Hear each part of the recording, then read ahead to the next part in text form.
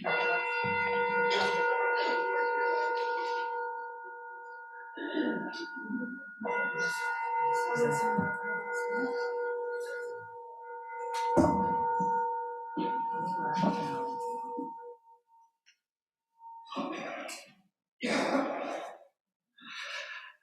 morning.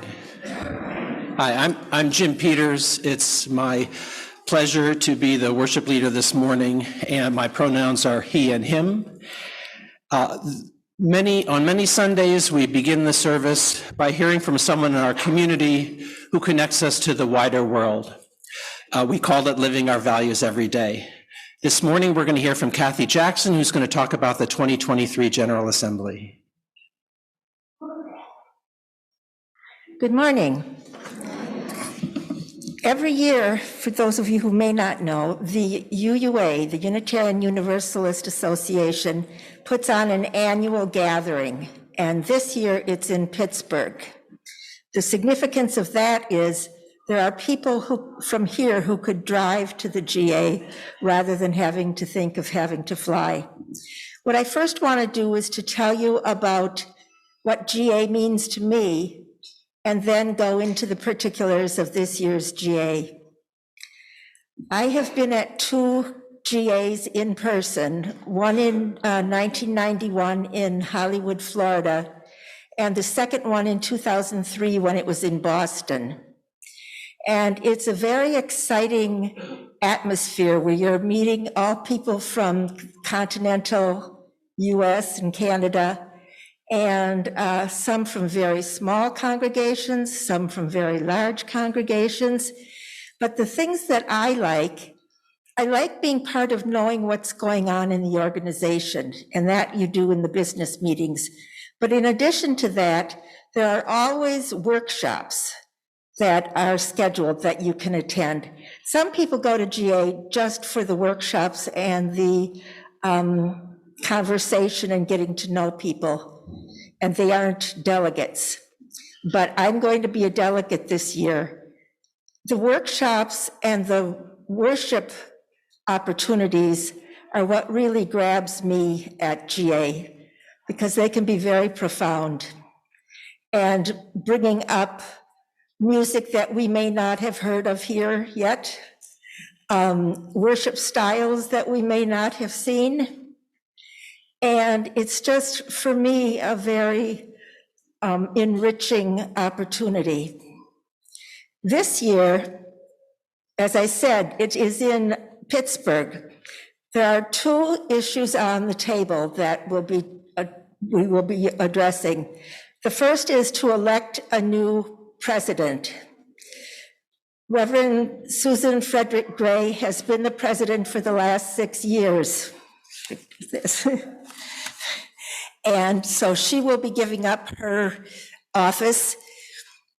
What makes it a little melodramatic is the fact that there's only one person running.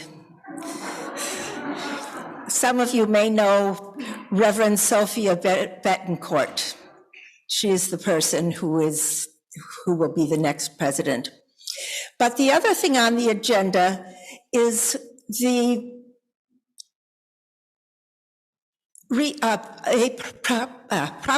proposal for a new bylaw Article 2, which sounds very dry, but what it means to us is the purposes and sources and things that we have gotten to know really well.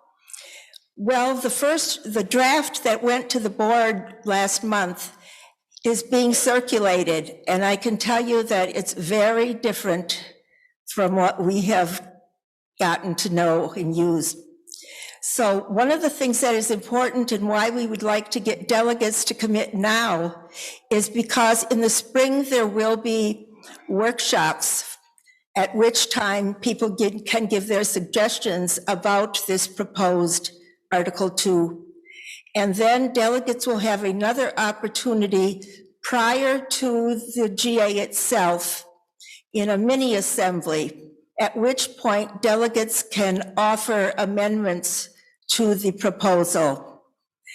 The delegate body will do the first vote on this proposal at this GA. And then next year at GA will be the final vote on accepting the proposed bylaw changes.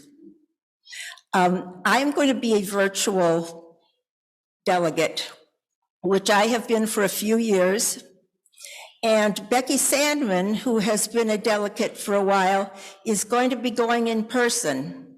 And she will be driving her van, and she certainly is open to having anybody join her, which would help the travel arrangements.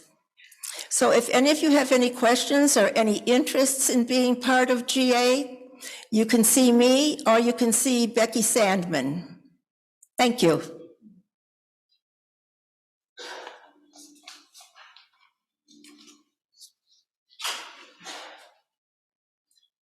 As you all know, February is Black History Month, so we're going to sing a song to review some Black history for you.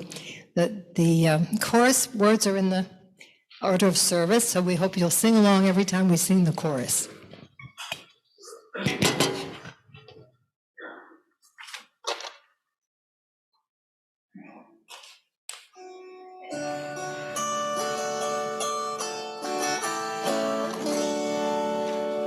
What can one little person do?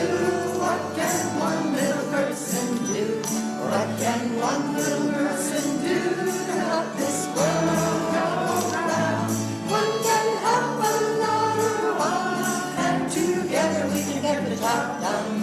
What can one little person do to help this world? Harriet Tubman was alone on the darkened road To freedom, but she couldn't leave her people far behind. Moses stretched out her hand, she led them to the promised land, 'cause she knew she had justice on her side. When Sojourner Truth went free, she got down on her knees, prayed to God to help her on her way. With her voice and with her might, she fought for what was right, 'cause she knew she had justice on her side. What can one little person do? What can one little person do? What can one little person do to help this world go round? One can help another one, and together we can get the job done. What can one little person do to help this world? Rosa Parks sat on the bus, and the driver said, "You must get to the back of the bus or else be put in jail." But she stayed and stood her ground, and she struck that old law down, 'cause she knew she had justice on her side. Martin Luther King told the world, "I have a dream." He led his country's fight for human rights. We must fight for liberty until all of us are free, to know we have justice on our side. What can one little person do? What can one little person do? What can one little person do to help this world go round? One can help another one, and together we can get the job done. What can one little person do to help this world? When Barack was a young man in Chicago's streets, he planned to help the least of us find the meaning of hope. From Hawaii to D.C., he fought for you and me, for he knew he had justice on his side. What can one little person do? What can one little person do? What can one little person do to help this world go round? One can help another one,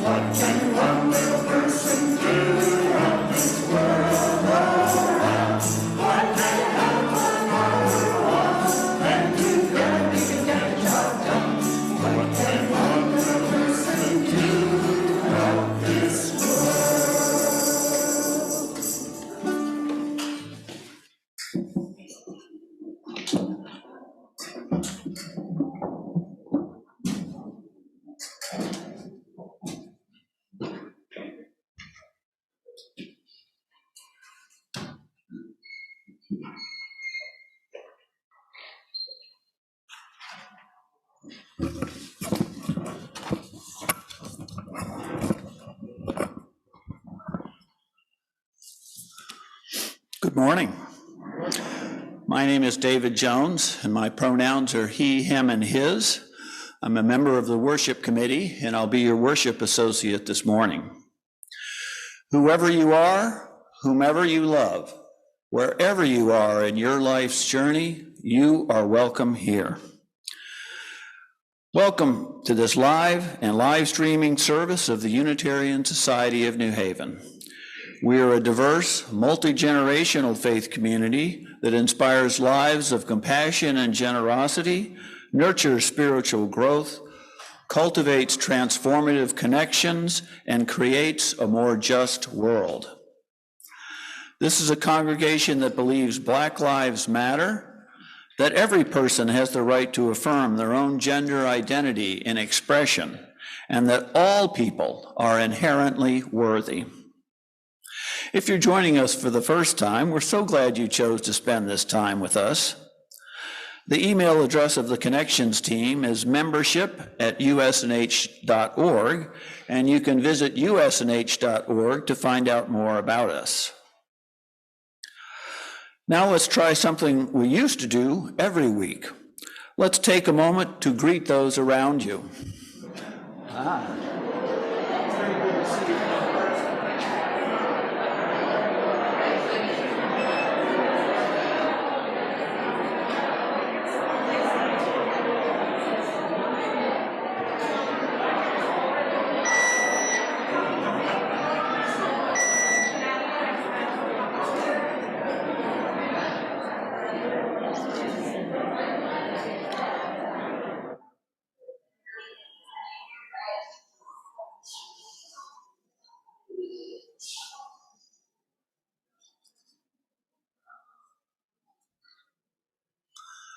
Well, that felt good.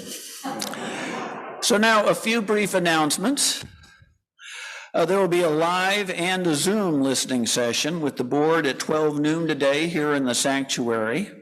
This will be another opportunity for people to express their feelings about Reverend Linda Susan's departure. We will start future listening sessions in the next week or two, which will be scheduled about where we go from here with our new minister search. Also, due to the listening session today, our thanks go to Sue Lindsley because her auction informational gathering will take place in the social hall immediately after the service. Please grab your cup of caffeine and swagger over to Sue Lindsley and her flip charts. She looks forward to chatting with you. I don't think I swagger enough, but all right. If you are here in person, oh, wait, a couple more, sorry, the last minute ones. Sign-ups for a new semester of small group ministries will be in the social hall after the service. You can sign up in person or online through February 26th. And finally, everyone is invited to come to the Community Build and Buddy Banquet at USNH on Friday the 17th at 5:30 to 7:30. The event includes intergenerational games, art, and literal building with Lego and blocks. Dinner is provided. If you are here in person, please silence your devices and make sure that you wear your face mask over your mouth and nose so that we can protect the most vulnerable among us. Now settle in, take a relaxing breath, and let us worship together.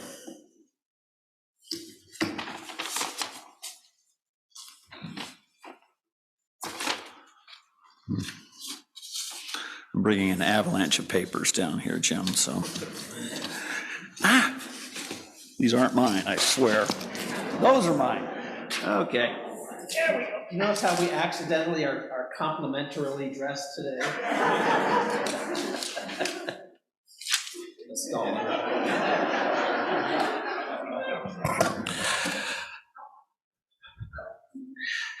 Our call to worship this morning, the bell has been struck, marking the arrival of this sacred hour, a time we set apart to gather, to greet, to reflect, to be, just to be together. Let us with peaceful, grateful hearts bring our whole selves to the here and now finding comfort in our community and joy in our gathering, come, let us worship together.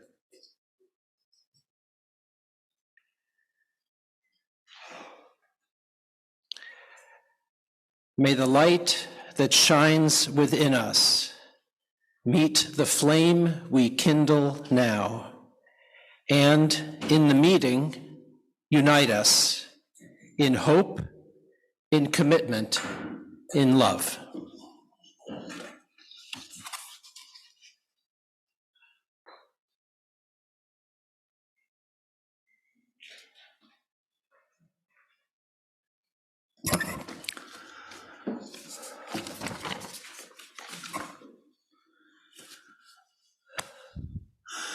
Covenant.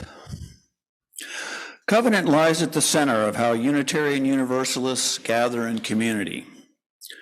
We are united not by a particular set of beliefs, but by the promises we make about how we will be together, how we will treat each other, and how we will seek to mend relationships when we fall short of our aspirations. Today we'll recite together a brief version of our covenant. I encourage you to read the full covenant on our website. While the following words express our intentions in writing, our true covenant lives and breathes in our actions. Please join me now in reciting the words that appear in your order of service or in the chat on the live stream, excuse me. We covenant together to create and nurture a culture of respect and kindness, and to engage in the spiritual and everyday practice of loving more generously.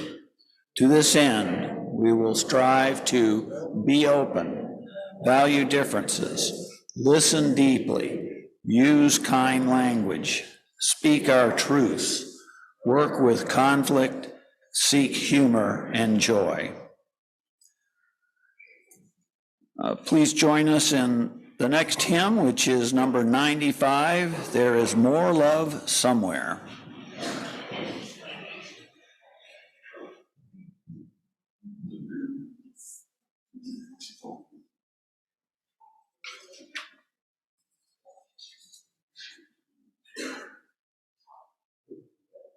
Somewhere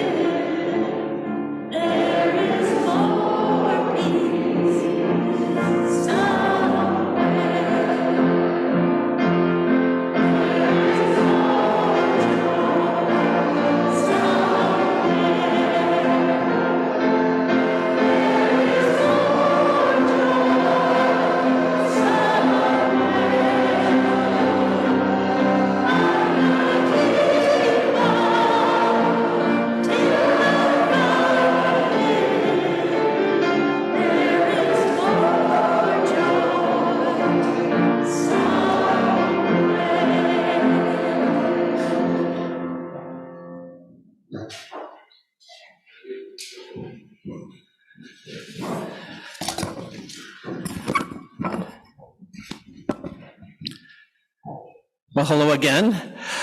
I am, as you might have guessed, not Director of Lifespan Religious Education, Jesse Greist. Jesse is watching by the Zoom, so maybe all turn around, just give a wave to all of our Zoom participants. Jesse is at home with his family, who are all recovering from their first visit from the COVID ferry this week. He did ask me to share this message with you. Have you ever felt like you and your life are constantly moving at 100 miles an hour? Well, quite frankly, you are. We in this room right now are rotating on Earth's surface at 700 miles per hour relative to the center of the Earth. And on top of that, we're zooming through the space of our lives at 19 miles per second relative to the sun out there, and that's before the children get moving to check their buddy bags after the service. Things that happen in our lives can seem to speed up time, especially when there's a deadline coming or something you feel absolutely has to get done. Then again, there are times when time can slow down and even feel like it's stopped. This usually happens when we face extreme change, a huge joy like the birth of a child, or a major milestone like finishing that school project or putting the last brushstroke on a painting. It can also happen when tragedy strikes, when we lose someone we love, or when a place in the world is collectively suffering the way Turkey and Syria have been this week following the major earthquake there. Knowing that there are people in pain, unsure about what tomorrow will bring, can make it feel like we're not moving at all, like the whole world has stopped. However, that feeling is an illusion. Here in our world, time never stops. It also never speeds up. In normal, average times, in times of great joy, great sorrow, in global pandemics, and even in times when a mid-sized Unitarian Universalist congregation in Hamden, Connecticut says goodbye to a minister and then gathers the next week with the future uncertain. Instead, we measure this moment by looking to another metric, the speed of wonder. If there's one thing I'm sure of, it's that from last week to this one, and from this week to the next 200 weeks, there will be no change in our collective sense of wonder, in the big questions we together seek to answer, and the drive to gather in beloved community. There has been joy, and there will be joy. There has been sorrow, and there will be sorrow. But my friends, as we continue our 700-mile-an-hour spin and our 19-mile-per-second orbit, let us never stop moving at the speed of wonder, spurred on by the loving, kind energy we bring to each other. So as the young people move at the speed of safety to their game day in the chapel, let us sing them on with Our Roots Go Down. Down, down to the earth, our roots go down, down to the earth, our roots go down, down to the earth, our roots go down. Our roots go down, down to the earth, our roots go down, down to the earth, our roots go down, down to the earth, our roots go down.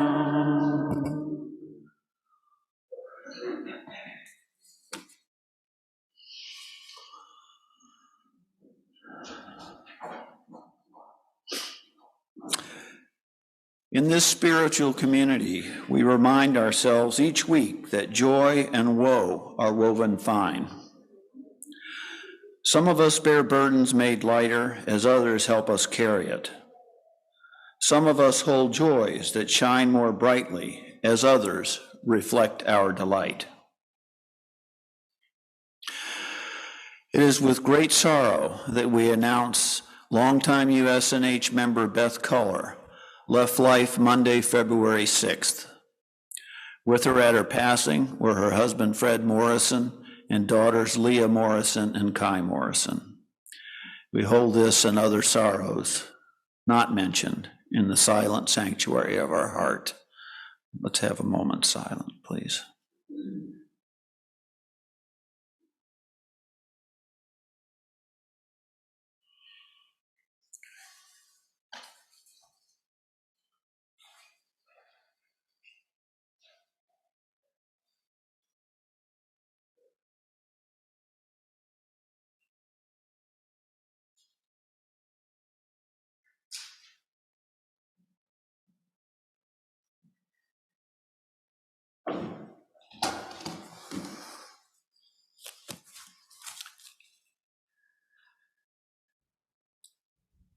Where do we go from here? First things first. First, we breathe. Let us breathe ourselves through this present moment into the next and the next. Our breath grounds us, holds us, sustains us, right here and right now. Wherever we are going, we will breathe through and breathe throughout the journey that awaits us.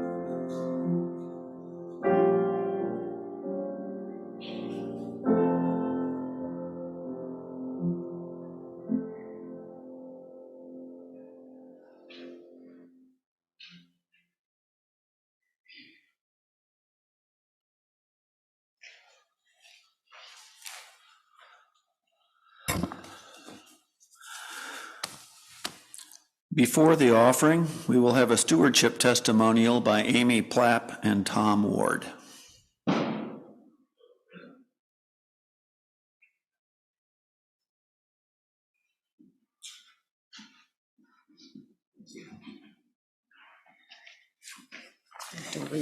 No, I won't read that. Good morning, folks. I'm Tom Ward. My pronouns are he, him, and his. My wife and I joined USNH about a year ago, following our move here from Colorado. As I thought about why I support USNH, I realized that I was moved not so much about what USNH offers me directly, but more about what USNH offers me indirectly. By that, I mean, what does USNH do for others that brings me satisfaction? Here, the operative word is comfort in its broadest sense.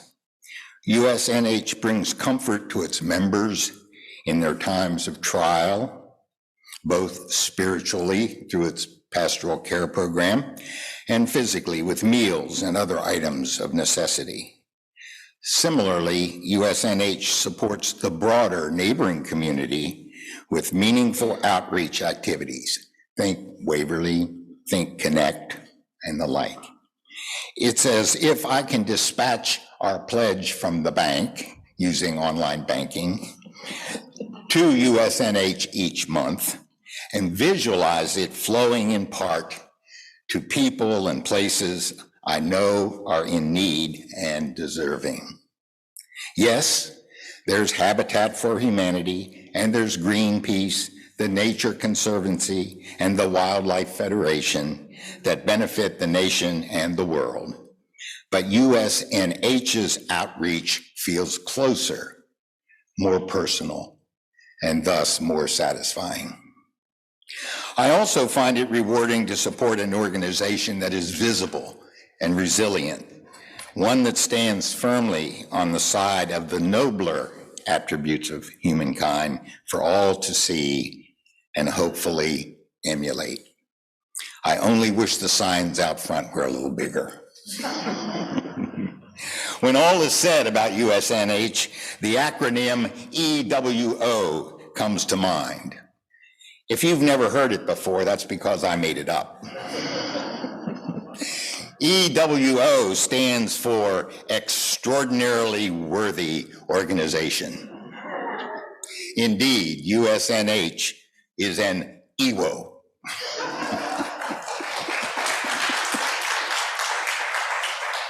For all of you who wondered, is she just going to let her husband speak for her? Nah. I'm Amy Plapp, married to Tom, and my pronouns are she and hers. In a congregation with a lot of folks who've been around for 20 or 30 or 40 years or more, we're, as Tom said, coming up on our 1-year anniversary. Although I've been a UU since childhood, and Tom and I have attended congregations together for about the last 30 years. So we like to think we know what we're getting into. We joined USNH when the church was only meeting on Zoom, and we're still struggling to recognize people without masks, or with masks, to be honest. When I see one of you remembering to wear your name tag, I am so grateful. Please try to keep remembering. We're in it for the long haul, but as most of you know, joining anything new during COVID was really hard. As much as I love Zoom meetings where I don't have to drive anywhere and I only have to be presentable from the waist up, it's really hard to achieve any kind of human connection when you're staring at a screen. So our first lifeline, as things slowly started up again, was the choir. My husband is an experienced singer, me, not so much, but we were welcomed into the group anyway, and it's been a wonderful experience creating something beautiful every week. And more recently, I've joined the stewardship team, which is how I got roped into doing this, as I did in 2 of my previous congregations. I'm not sure, but I think Tom and I might have broken the record for fastest pledge ever submitted by new members. We could see right away that this church does so many things right. Beautiful music, meaningful and well-organized worship, a commitment to caring for one another, and serious hands-on social justice work in the larger community.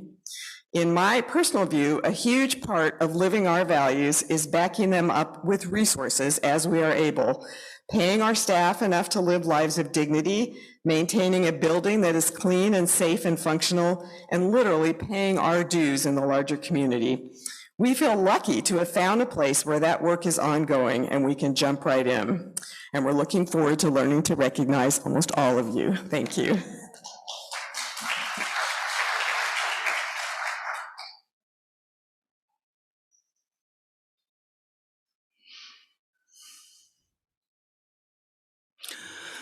Every week, we lift up the spiritual value of generosity by taking an offering for the ministries of this congregation. Our community continues, and the need for ongoing support continues as well. While the music plays, I urge you to consider navigating to the usnh.org website and making a donation. Donations can also be sent by U.S. mail to the Unitarian Society of New Haven, 700 Hartford Turnpike, Hamden, Connecticut, 06517. Those here in person can make donations on the way out of the sanctuary at the end of the service. And There is now a QR code in the order of service. Simply point your smartphone camera at it to make a donation. The offering will now be gratefully received.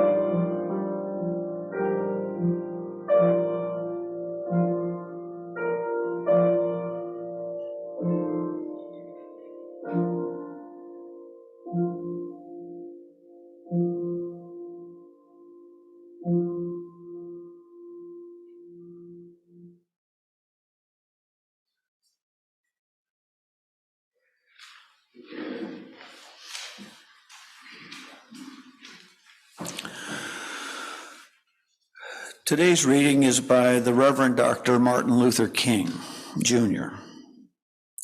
It's excerpts from Where Do We Go From Here? An annual report delivered at the 11th Convention of the Southern Christian Leadership Conference on August 16, 1967 in Atlanta, Georgia. Dr. King would be murdered less than a year after this. All of us have our moral convictions and concerns, and so often we have problems with power.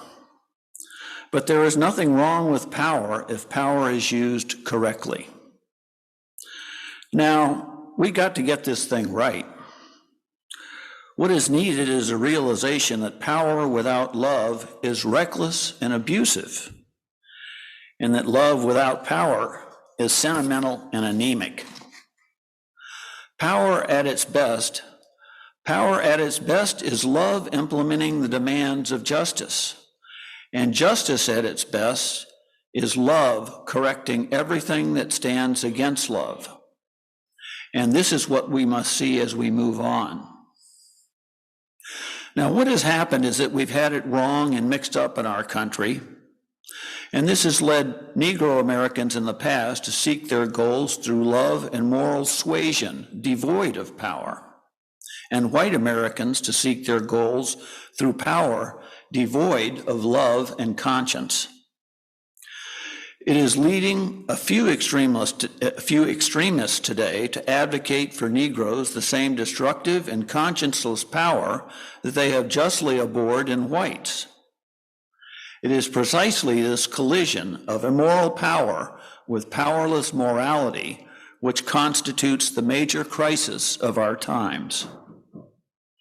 And I say to you, I have also decided to stick with love, for I know that love is ultimately the only answer to mankind's problems. And I'm going to talk about it everywhere I go. I know it isn't popular to talk about it in some circles today. And I'm not talking about emotional bosh when I talk about love. I'm talking about a strong, demanding love. For I have seen too much hate. I've seen too much hate on the faces of sheriffs in the South. I've seen hate on the faces of too many Klansmen and too many white citizen counselors in the South to want to hate myself, because every time I see it, I know that it does something to their faces and their personalities. And I say to myself, that hate is too great a burden to bear. I have decided to love. If you are seeking the highest good, I think you can find it through love. Thus ends the morning's reading.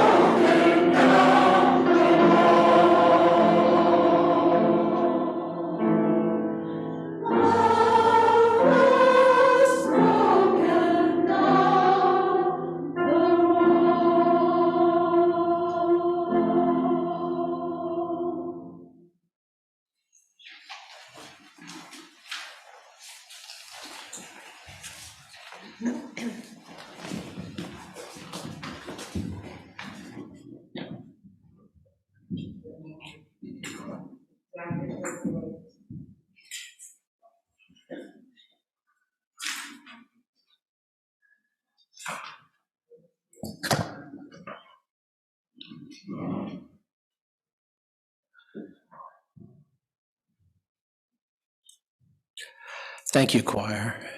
Wow.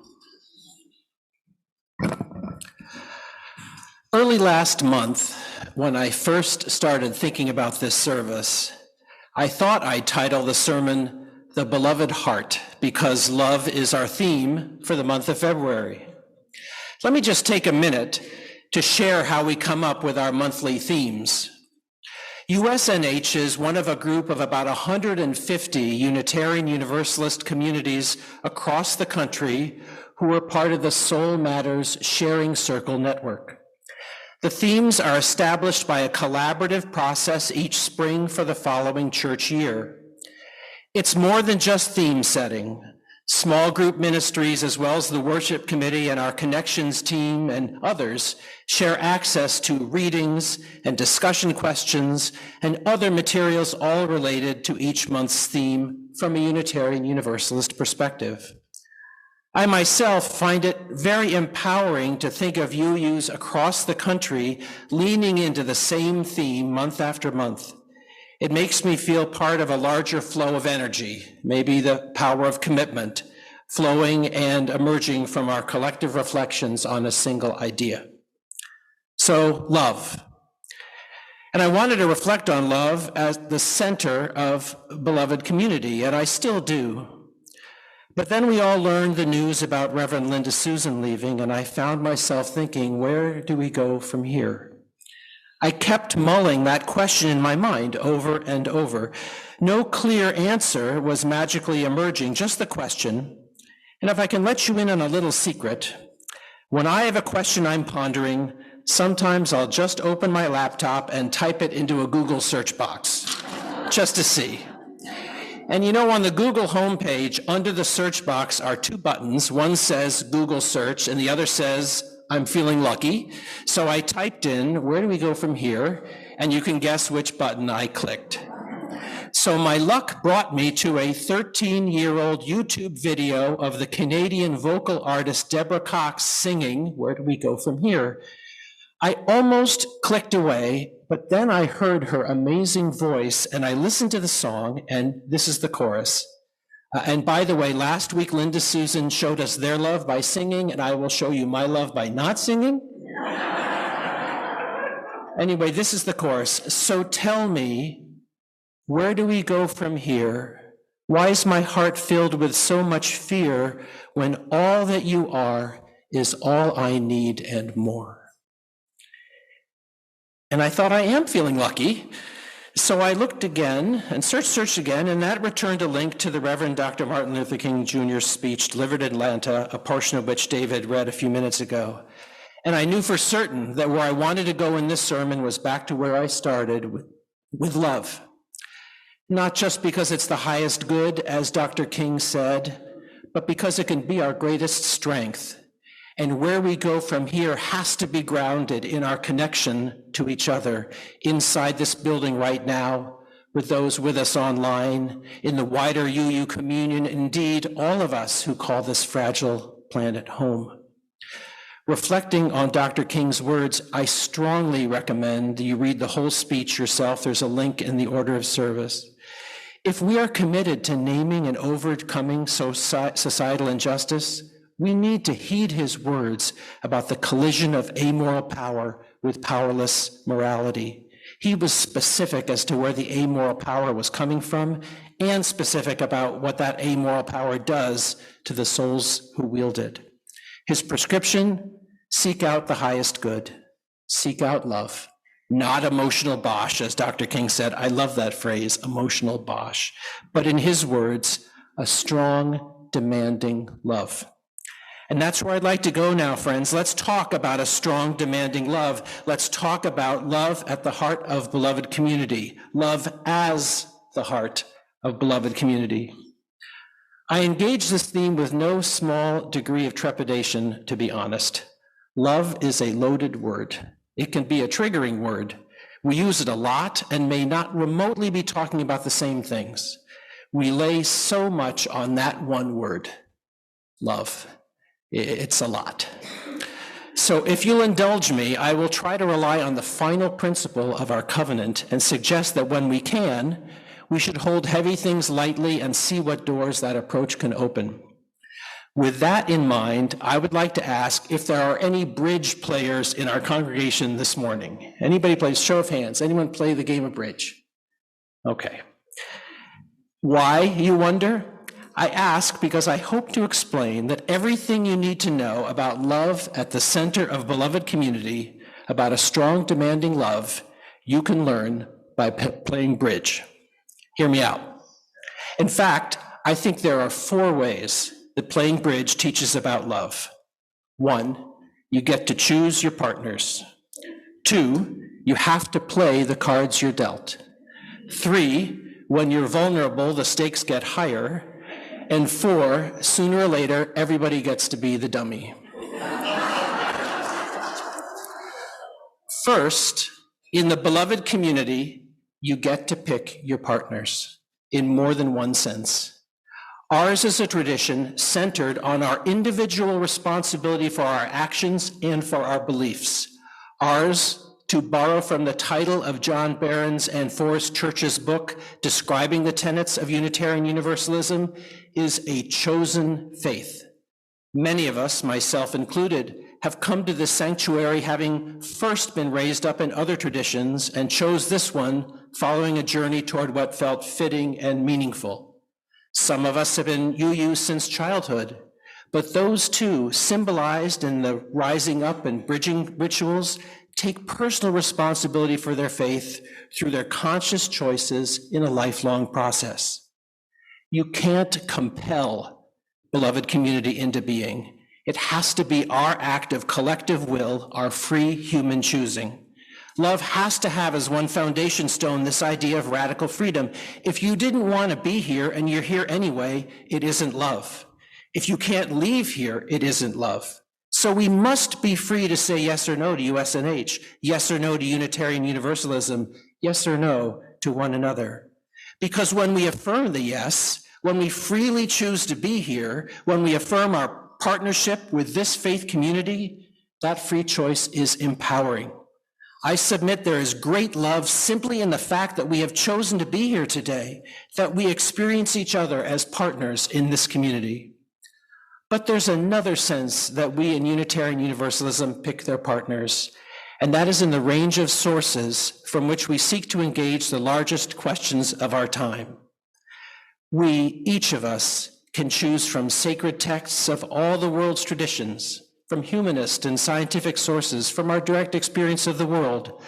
I truly believe, and I've said it from this pulpit before, that one of the most compelling things about Unitarian Universalism is that no 2 of us draw from the sources in the same way.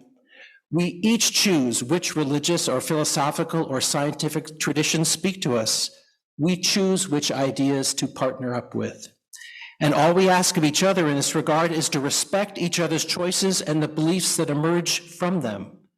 I believe that our identity as a community, amidst the diversity of belief amongst us, is a strong, demanding love in action. We choose to be UUs, we choose to be UUs right here, and we choose what we believe as UUs right here. That's a lot of agency, a lot of intention, and from those free choices, a strong, demanding love can flourish. So where do we go from here? We go forward with confidence that our being here is our decision, our beliefs are our own, and that our free choices form a cornerstone of beloved community. On to our second bridge-informed statement about love: you have to play the cards you're dealt. This was a favorite expression of my mother when I was young, and this from a woman who was born into a Jewish family in Berlin in 1930. My mom knew something about a tough hand. Had my grandfather and grandmother not played the cards they were dealt the best they could, they would not have survived, and neither would their descendants, including, of course, yours truly. But what does this have to do with the topic of hand? Well, here's my answer. The beloved community, populated as we are with humanists and spiritualists, atheists and polytheists, and every ist in between, has, when we are at our best, aspired to engage the world as it is, trying to bend the arc of history towards justice, to be sure, but trying our imperfect best to be mindful of actually where we actually are along that journey. I think our recent adoption of the 8th principle is very much in alignment with the concept of playing the cards we're dealt. Playing the hand you're dealt means engaging hard truths and unplanned departures. It means being open to new possibilities each new card in your hand might bring. It means being vigilant against donning those rose-colored glasses through which the world looks, well, rosier than it is.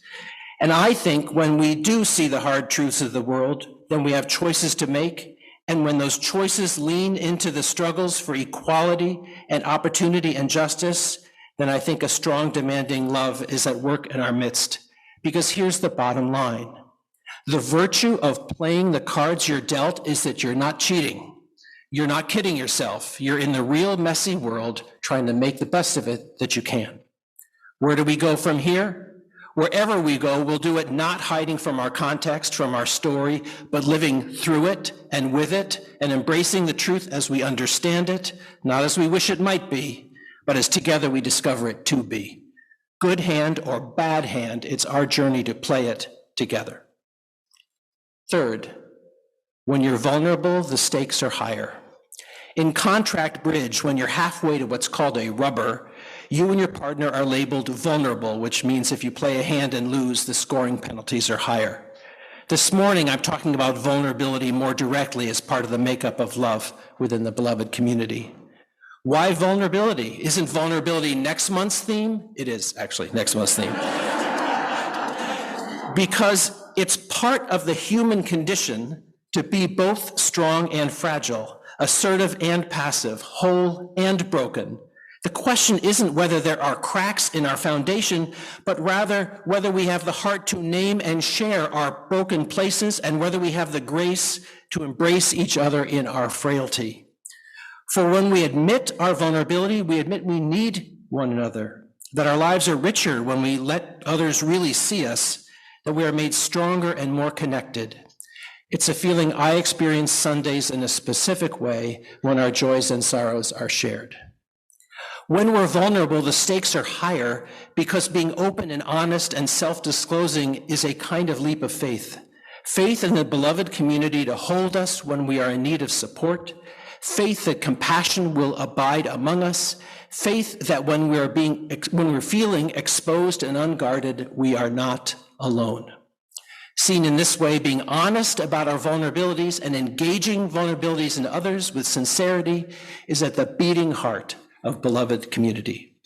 For it takes courage to be vulnerable, to expose our tender parts, our unfinished business, our too often unspoken anxieties. When our courage to share ourselves is met with kindness and compassion, a strong, demanding love is present. And we're vulnerable now, I think. These last months have been challenging to say the least. Where do we go from here? We go forward, open to our own limitations and to each other, and at the same time, believing that together we're stronger and more whole and more empowered than we ever are in isolation from one another. And so on to our fourth way that the game of bridge teaches about love.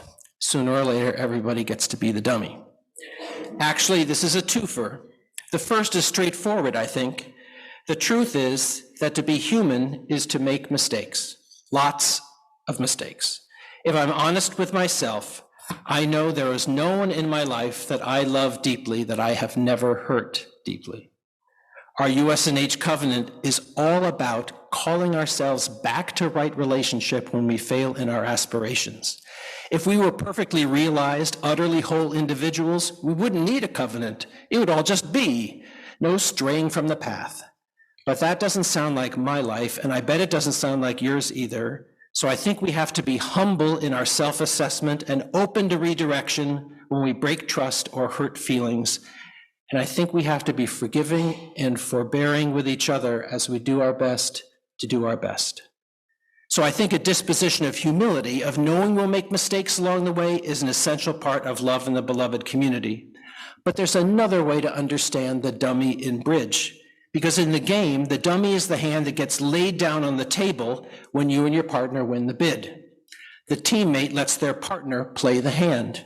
Win or lose, the bidding is over and the playing is starting and the dummy just sits there. Actually, the dummy gets snacks, but that's another story.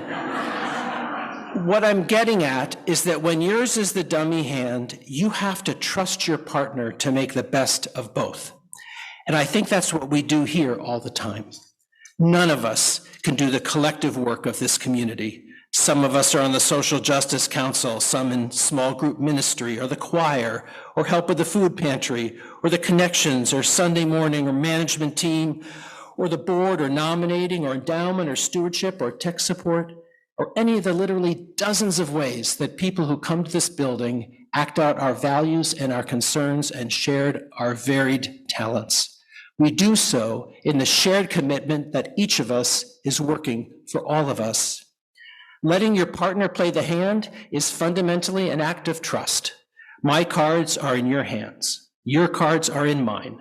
This institution can't thrive unless we trust each other in little ways and big. And that trust is another cornerstone of beloved community. So where do we go from here? We go with humility, knowing that we'll make mistakes along the way, but also committed to appreciating each other for our variety of gifts and trusting that the whole exceeds the sum of the parts. To conclude, I submit that the strong, demanding love at the heart of beloved community is animated by these dispositions illustrated by our card game exploration. It's a love marked by intention. We choose to be here and we choose what to believe. By honesty, we seek directly to engage the world and each other. By compassion, we tend to each other in our broken places. By humility, we accept that we do this work imperfectly, and by trust in the gifts each of us brings to the table, and trusting that together we can achieve far more than we ever could alone. Where do we go from here? We go forward. Like Martin Luther King, I'm concerned about a better world. I'm concerned about justice. I'm concerned about brotherhood. I'm concerned about truth. And I know I'm not the only one in this room who feels that way. Connect still needs us. UU the vote, and Waverly, and every USNH committee, small and large, in which some portion of us participate, needs us. As Dr. King said, if you're seeking the highest good, I think you can find it in love. Where do we go from here? I think we just go forward step by step with generosity and optimism. I think we just go forward step by step, seeking the highest good in each other and the wider world, because that's what love calls us to do. I think we go forward step by step because for 7 decades and counting, this place has been called home. So tell me, where do we go from here? Why is my heart filled with so much fear when all that you are is all that I need and more? My dear friends, we are not rudderless. We are not adrift. All that you are is all that I need and more. We are the Unitarian Society of New Haven in beloved community, marked by our intention freely made to be here, our willingness to see the world as it honestly is, by our courage, our humility, and our trust in one another. What do you call that? I call it love, a strong, demanding love. And we are strong in it. We can find our way forward, rooted, guided, and strengthened in love. Can it change us? Can it change the world? Let's find out. If that's where we go from here, then by all means, deal me in. May it be so, and blessed be.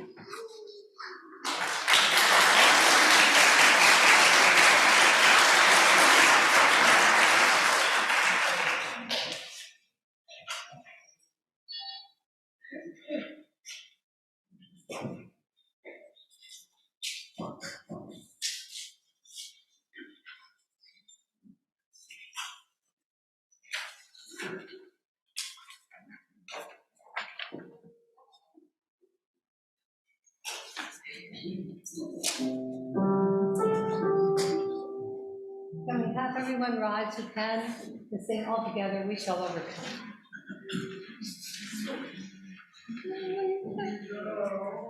We shall overcome. We shall overcome. We shall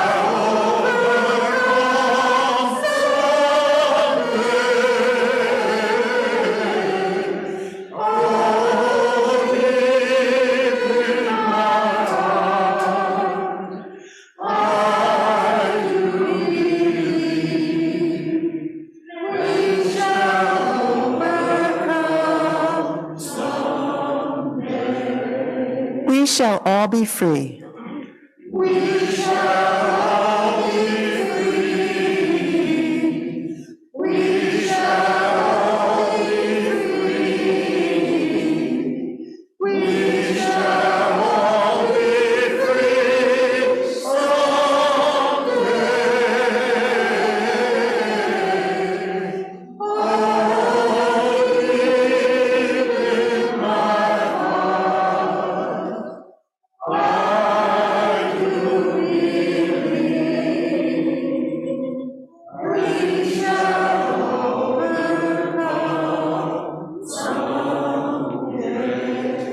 black and white together.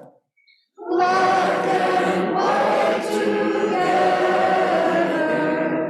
Black and white together.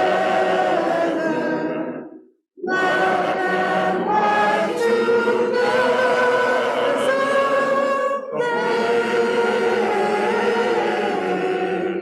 Oh, deep in my heart, I do believe we shall overcome someday. We'll walk hand in hand. We'll walk hand in hand. We'll walk hand in hand. We'll walk hand in hand someday.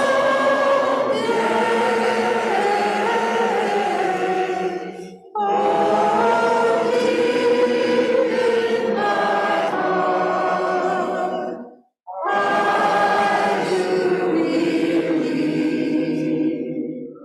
we shall overcome someday. We shall live in peace. We shall live in peace. We shall live in peace. We shall live in peace someday.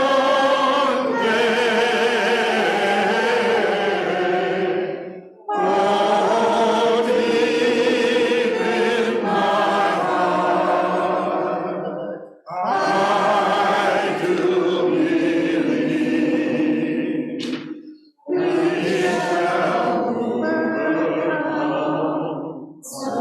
shall overcome. We shall overcome. We shall overcome. We shall overcome. We shall overcome someday. Oh, deep in my heart, I do believe we shall overcome someday.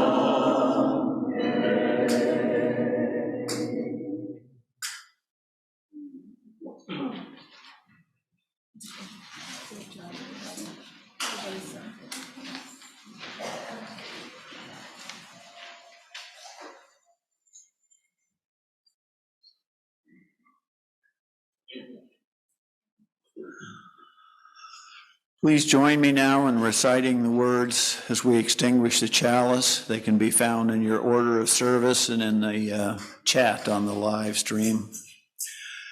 We extinguish this flame, but not the light of truth, the warmth of community, or the fire of commitment.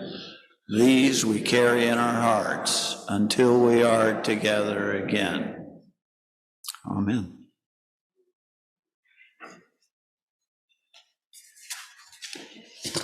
One of the last liturgical decisions Reverend Linda Susan made was in the choosing of this benediction for the reading of last week's sermon. It's called "We Hold Hope Close" by the Reverend Teresa Niñan Soto, and I thought it really fit.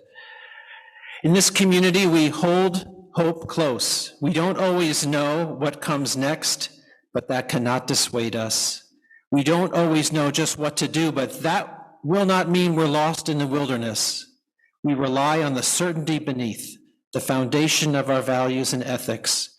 We are the people who return to love like a North Star and to the truth that we are greater together than we are alone. Our hope does not live in some glimmer of an indistinct future. Rather, we know the way to the world of which we dream, and by covenant and the movement forward of one right action and the next, we know that one day we will arrive at home. May it be so. Blessed be.